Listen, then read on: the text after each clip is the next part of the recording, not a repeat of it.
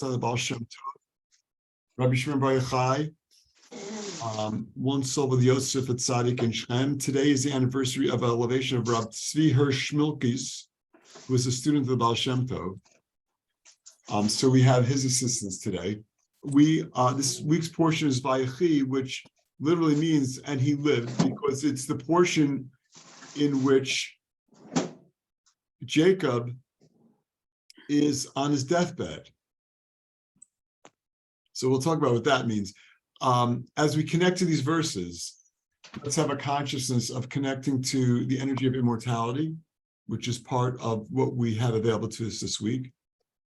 And of course, healing for everyone we know who needs healing. Andy's not here, but her dad is having a procedure. So let's also send that healing energy for Yosef Ben Ruth.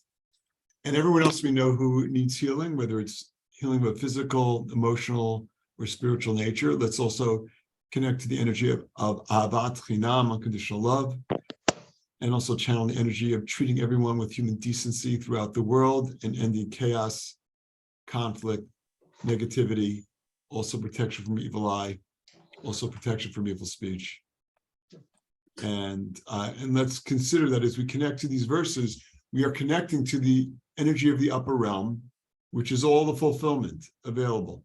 It's complete fulfillment. So any area in our lives or in the lives of those close to us where they're experiencing lack, connecting to the verses of the Zohar gives us the ability to connect to the energy of fulfillment and the energy of manifestation of those lacks that we experience. So we want to have that in mind. Would someone like to volunteer to read English for us today? Andrea, can I volunteer you? Okay, great. All right, we are at verse 395. So let's start with, well, what I wanted to say was the energy of Vayechi. We have studied as a group Vayechi from beginning to end. There's like 850 verses or something like that. So for those of us who were on that journey, like this is one of our portions. Even if you only study part of it with us, you were part of this whole undertaking, which we finished about a month ago. So we have a very strong connection to this, which means we have a very strong connection to manifesting the energy of immortality and manifesting the energy of Messiah consciousness. But why? It's somewhat contradictory, because Jacob dies in this week's portion. So what does it mean that it's immortality? The guy dies, doesn't he? He calls all his sons together, he gives them blessings, and then the Bible, the Torah says he passes. What gives? Well, we don't believe that the soul ever ends. The soul continues. It's just a different journey. We're here on our soul's journey in the physical realm. And when a soul passes, the soul elevates. And out of this realm, this is the realm in which we do our work. And the upper realm is like, you can't really elevate your soul in that realm. We come here to elevate our soul, to remove our blockages, to align ourselves with our soul's purpose. And so it's one of those opportunities that we have this week, and in particular in tomorrow morning's reading, and in particular the Zohar, to manifest this energy of immortality and to connect to those souls that we are closest with and to help them on their journeys. So let's dive in. Andrea, can you read the relevance before 395? Mm-hmm. The celestial spirits that serve as conduits between mortals and the light of the Creator are accessible to readers of these mystical verses. Who would those celestial spirits be? Angels? Angels, which, of course, we were reading about angels in other classes, right? Same verse. That's why I felt it was so apropos. But again, this is us connecting to the 99% world, the 99% realm. We live in a 1% realm. And by live, I mean we perceive only 1% of reality. It's here. We just don't perceive it. So, one of the big items for in technology for 2023 are these, virtual reality glasses that are coming out, and augmented reality glasses. And it's a big business, allegedly. We'll see how it goes. But I don't want virtual glasses. I don't want augmented reality. I mean, maybe I will, but I don't want augmented reality. I want to see the deeper reality. That's what I want to see. Okay, keep going. Thus, thus, sacred spiritual energy shines brighter in this world, infusing our lives with untold blessings. Now, again, those blessings are the areas in our lives where we're experiencing lack. That's what we mean by blessings. It's fulfillment. Go ahead.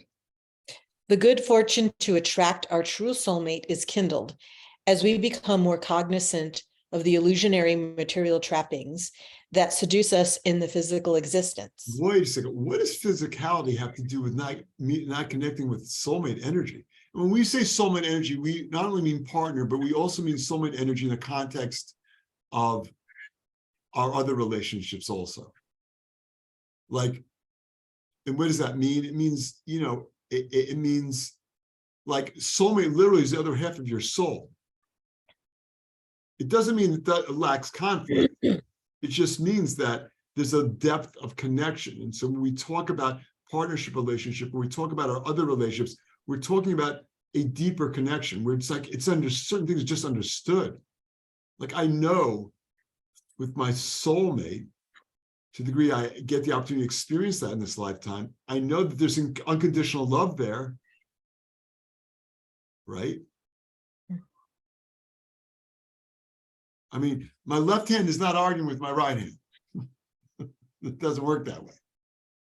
Matter of fact, and this is an old spiritual illustration, if I hurt my thumb, the first thing I do is I take my other hand and I embrace it.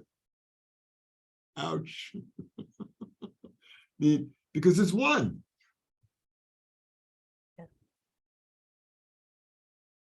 Okay. Keep going.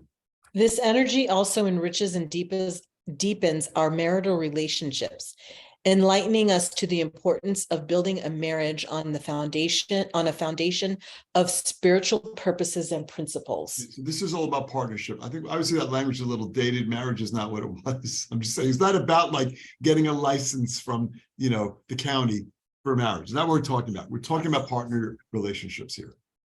So this is really about strengthening, connecting. It's all about connecting to immortality. It's all about, in this particular verse, connecting to celestial beings that are assisting us on our journey, and they're there all the time.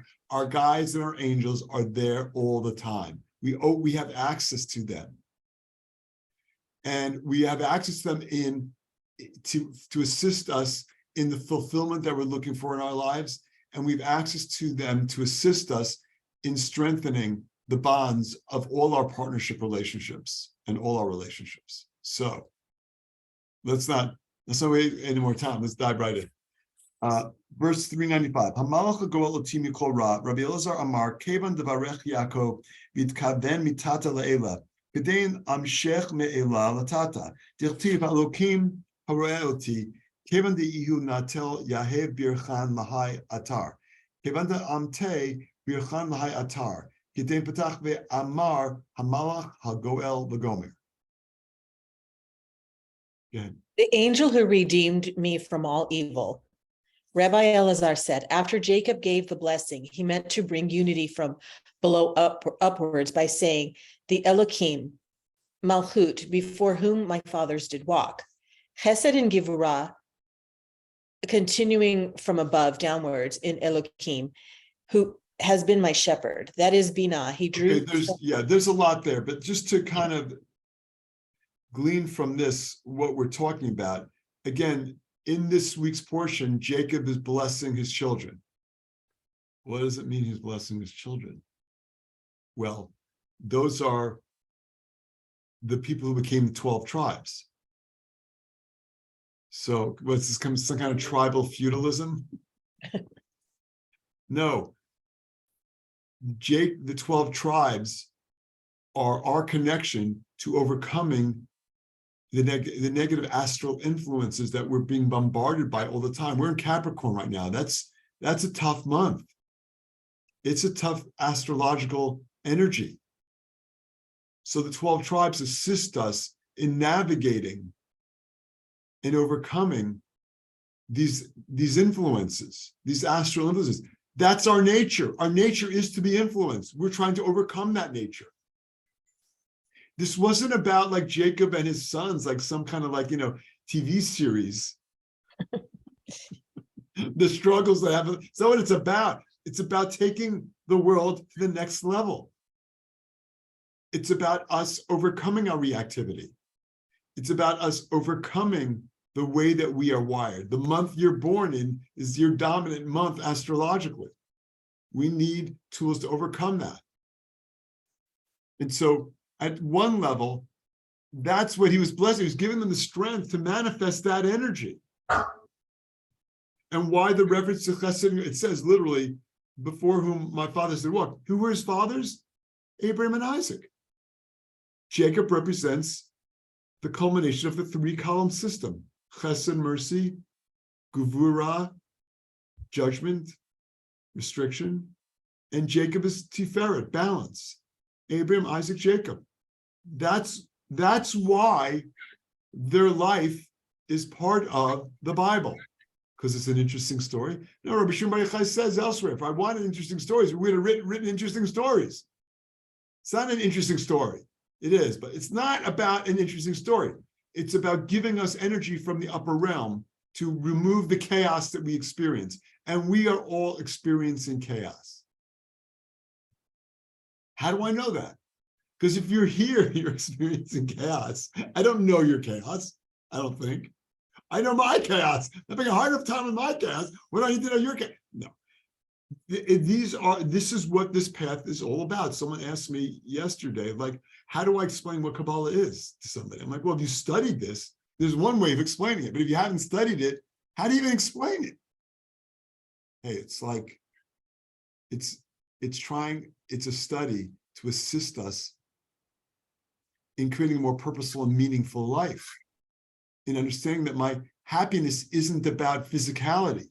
My happiness comes from aligning myself with my soul's purpose, with the reason why I'm here. There's a million ways to explain it.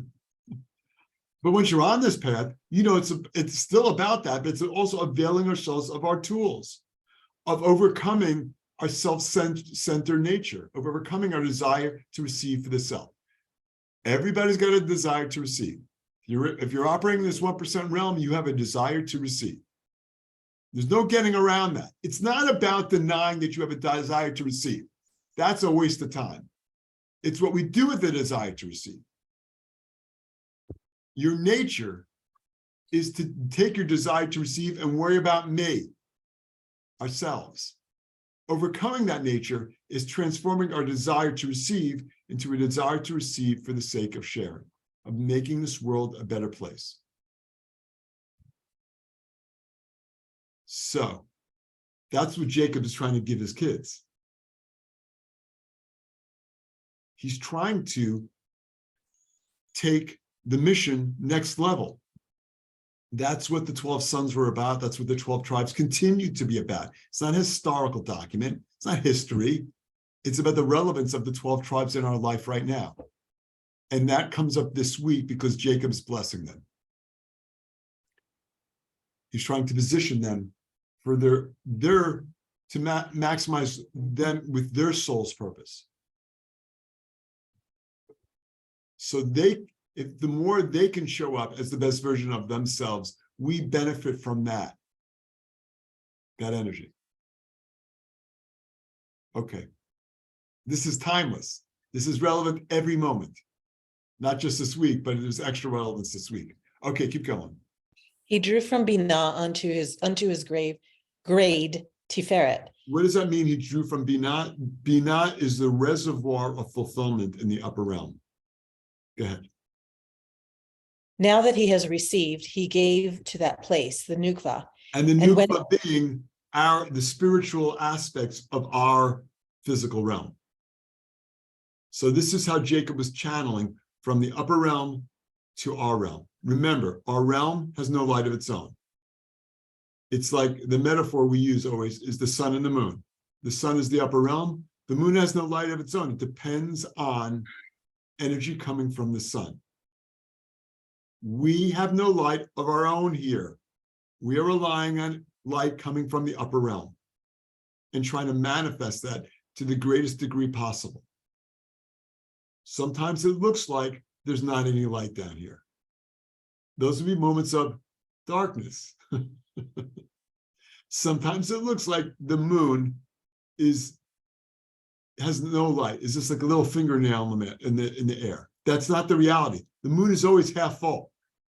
Always. So that's the cycle of things. If you're in this realm, and our teachers have talked about it, you're going to experience up and downs. The key, as our teacher Michael is reminding us constantly of, is like, you need to find the light in the darkness. That darkness is there to assist you in finding the light, in becoming more close to the light, in creating more affinity with the light, in sharing the attributes of the light. What are the attributes of the light? The light shares. We need to share. The more we share, the more light that we manifest in this world. Suzanne, I see your hands up. Yeah, David, can you describe what the nukva is? So you can look at this world. It's kind of like the feminine aspect of the spiritual aspect of Malchut. Like if you look at this world, I just see physicality. I mean, who are we kidding? Dave, this nice little story about 99%. That's great. That's such a nice little story.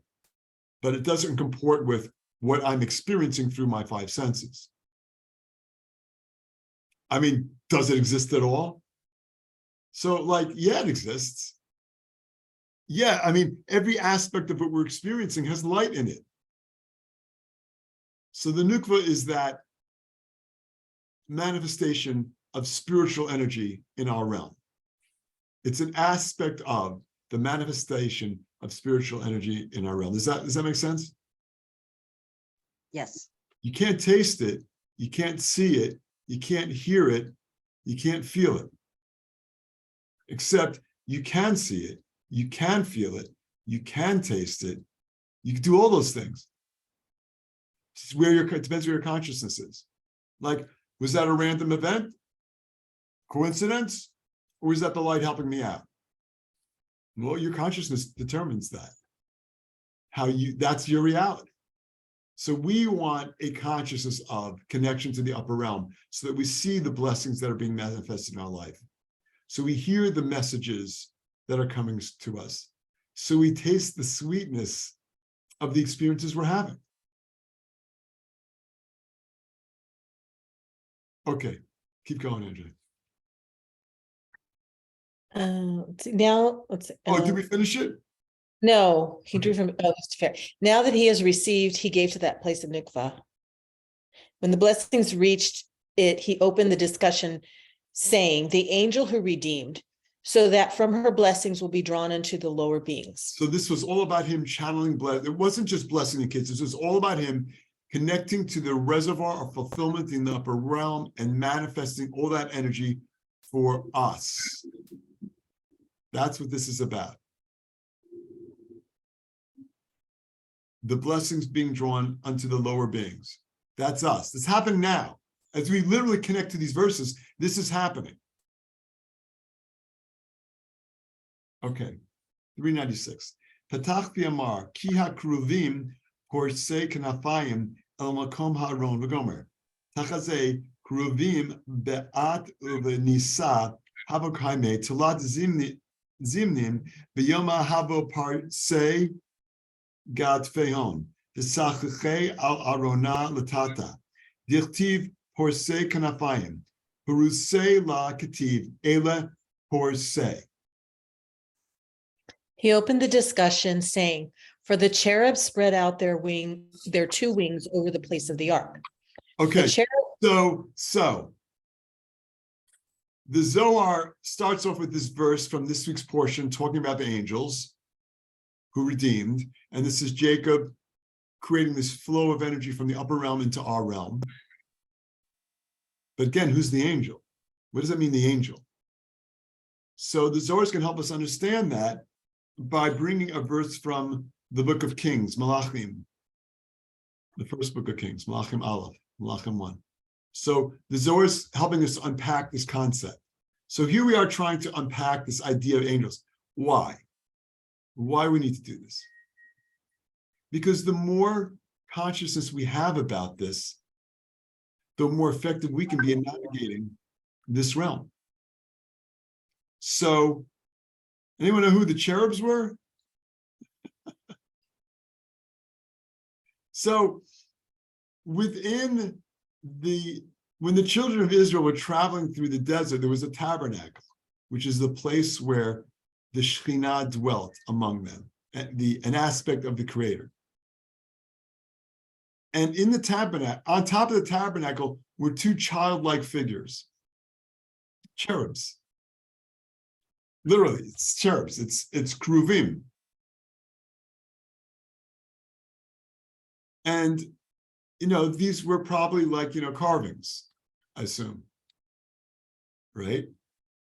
Little statuettes in the shape of little babies with wings. I mean, I think we can all conjure that up. We've seen drawings and different art, and it shows up at different places. That's what we're talking about. Was this a real thing? Yeah, it is. And what about them? Any special properties? Go ahead, Andrea. The cherubs stood there by miracle and 3 times a day spread their wings over the ark below. What would they do? They spread their wings 3 times a day. That's not an ordinary carving. What does it mean? What does it mean they spread their wings? What's going on? So obviously, they weren't just physical. They're physical manifestations of a metaphysical energy consciousness. Why were they spreading their wings 3 times a day? Well, our day has 3 different types of energy. It does? Yes. The morning is the energy of mercy, the afternoon is the energy of judgment, and the evening is the energy of balance. Again, energy of chesed, gvura, tiferet, as channeled by Abraham, Isaac, and Jacob. Why is it important to know that? Because we're navigating the world. Listen, you don't go outside. I don't go outside without checking the weather report. How cold is it? How am I dressing for outside?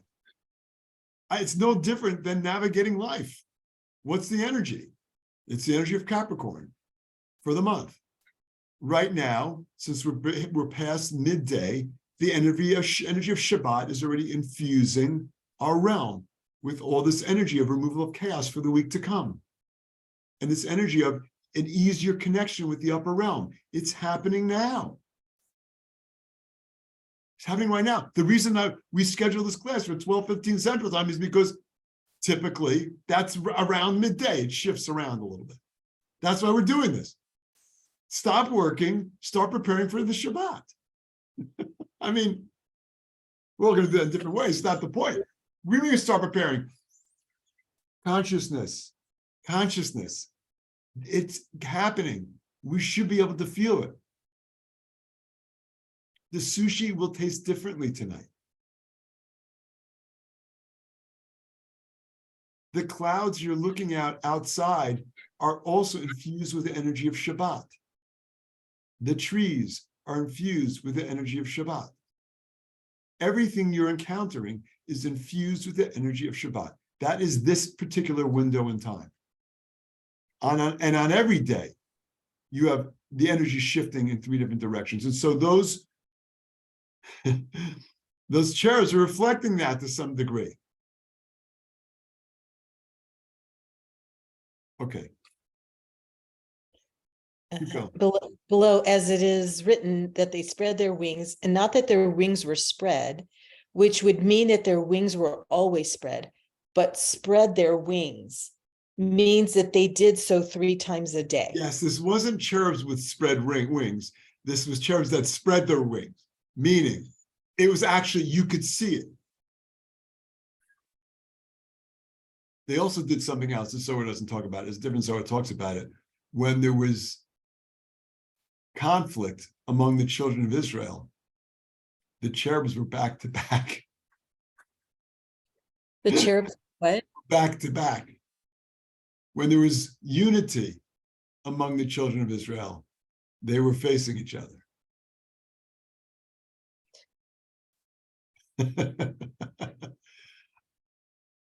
We have that power. We had that power. Yes. Do we still have that power? Yes. Yes, we're talking about the cherubs again. Yeah, we have that power. We totally have that power. But we're the cherubs. It's not the point. That when there's unity, there's unity. You know, part of like what I think is so special about the opportunity to get together and study Zohar as a group is like, it's a shared consciousness. Look, we might not agree about which football team we want to win on Sunday,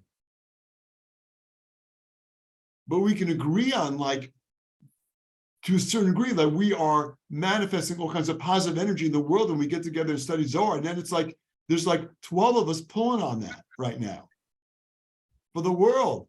This is our what, hence one world Zohar study. This is our attempt to create unity in the world. It makes a difference. Oh, I don't really see it.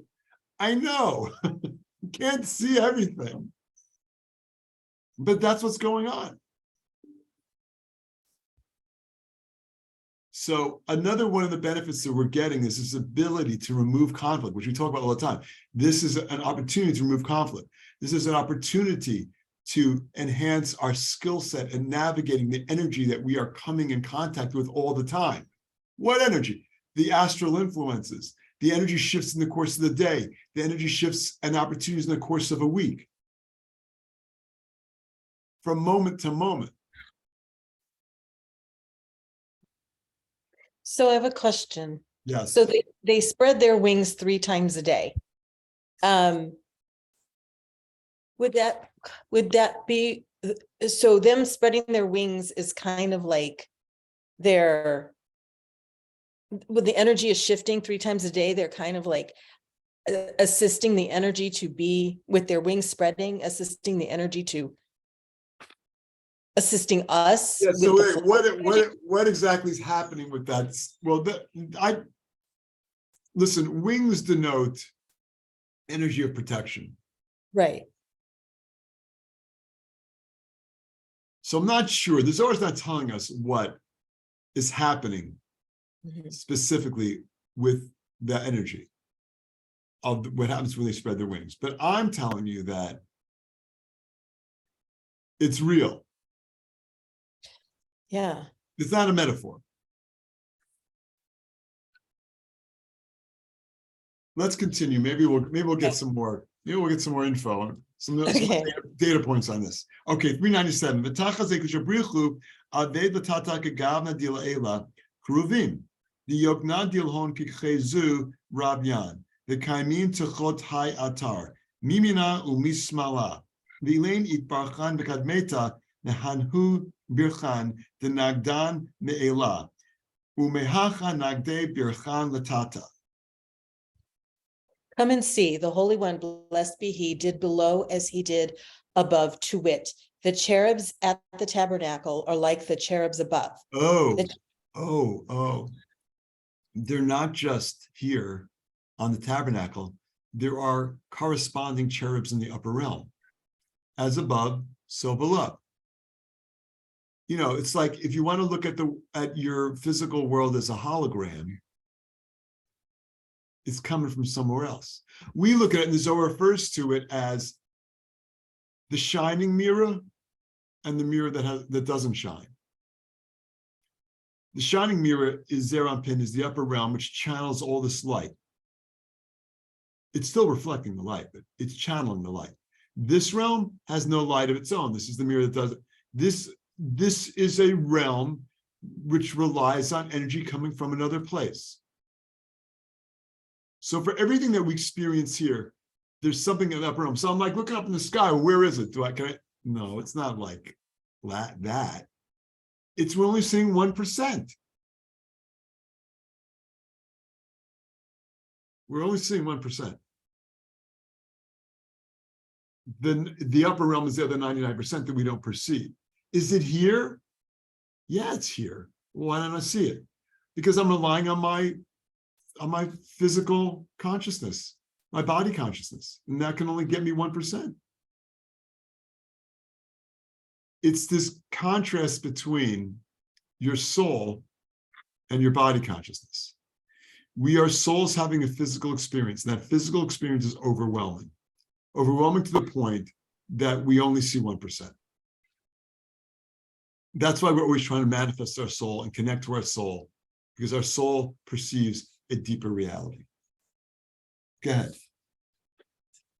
The cherubs above resemble boys and stand underneath that place.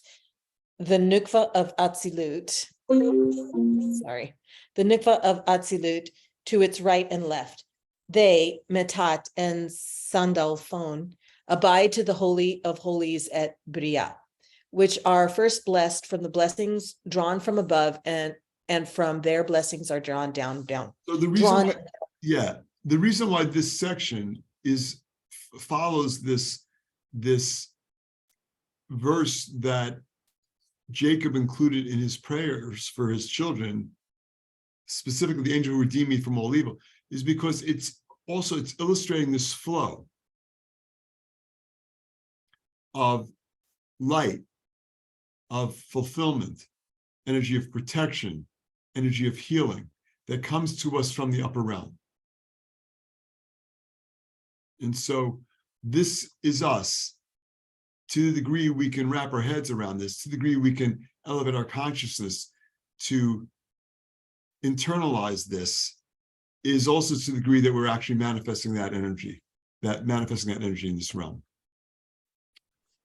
Okay, 398. Ve'al kativa malacha goel oti mikora, oti dinatel birchan migzavnin dil'ela, v'cheven di'ihu natel, yorech etan ha'arim da razad dichruvim, de minayu nagde birchan mi'ila'ela tata'e. It is therefore written, the angel who redeemed me from all evil, me being Tiferet, who receives blessings from the higher grades. Okay, so why didn't it say the angel who redeems us? Why is it saying, why is the blessing specific to Jacob, saying the angel who redeems me? It's not Jacob, it's not Jacob, it's Jacob as the channel for Tiferet, for this balance between mercy and judgment.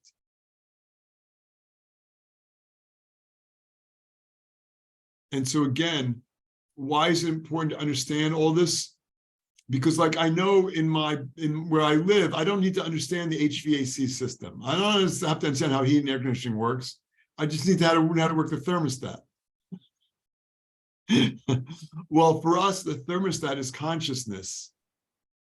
If you want to generate more blessings in this world, you gotta change the thermostat. And that's your consciousness.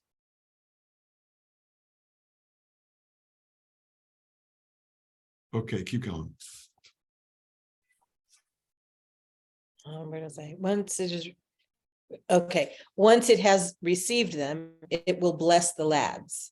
This is the secret of the cherubs, Metat and Sandalphon, from whose blessings are conferred by the higher to the lower. Okay, so so that's essentially the role of those cherubs, is to assist in manifesting blessings for us. That's what they're doing. They're not originating the blessings. They're channeling them.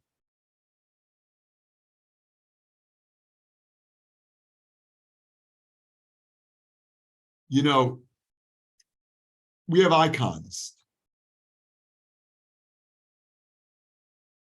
An icon is like, well, look on your computer screen. An icon is the picture you click to open up a computer program, right?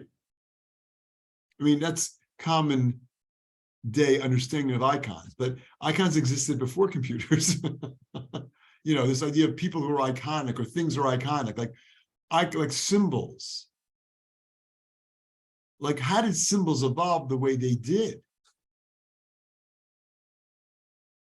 There's a reason. There are books written on this. There's a reason. Those icons, those symbols had a purpose and meaning behind them that's largely been lost. And the one that comes to mind for me is we know to be the Jewish star, or the Star of David. It's that six-pointed star. And it's called the Star of David because it was on his shield with some other things. It was that because David's king and he commissions, his artisans, like, I need a shield and I need it to look right. So like, what can we do? So like, they went online and they, connected with a lot of, design artists online, and they did a competition, and that's the one that won, right? No, that's not it. But I assumed that it was just like an icon. Like, we don't have icons Kabbalistically. So what's the deal with the Jewish star?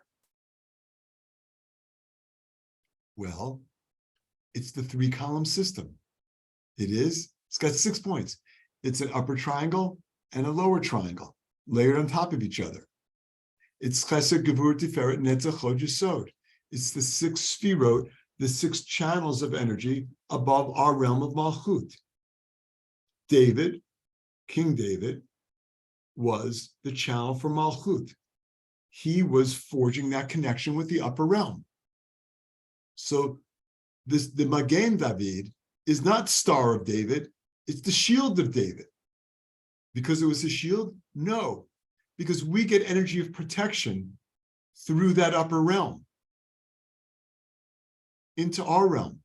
This is another example of us manifesting energy from upper realm potential to our realm manifestation. And that's what the cherubs did. They assisted in that manifestation for us. And so this study for us is all about, on the one hand, elevating our consciousness to understand that everything it is that we experience is available to us. It's just in potential. It's there, but it's in potential.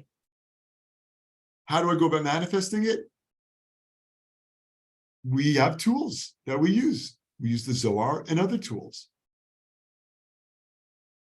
Listening to tomorrow morning's reading of the Bible, this portion of Vayechi, is an opportunity generally to gain energy of protection and removal of chaos to us for the week ahead.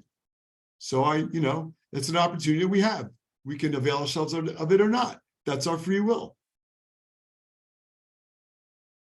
And connecting to the Zohar, which you can do anytime, is another opportunity to manifest blessings from the upper realm. Any questions? Okay, we're out of time. This is it's a large book. So I encourage you all to continue to connect. It's 860 verses. This is not the only time this verse of the angel who redeemed comes up in this book. And many other very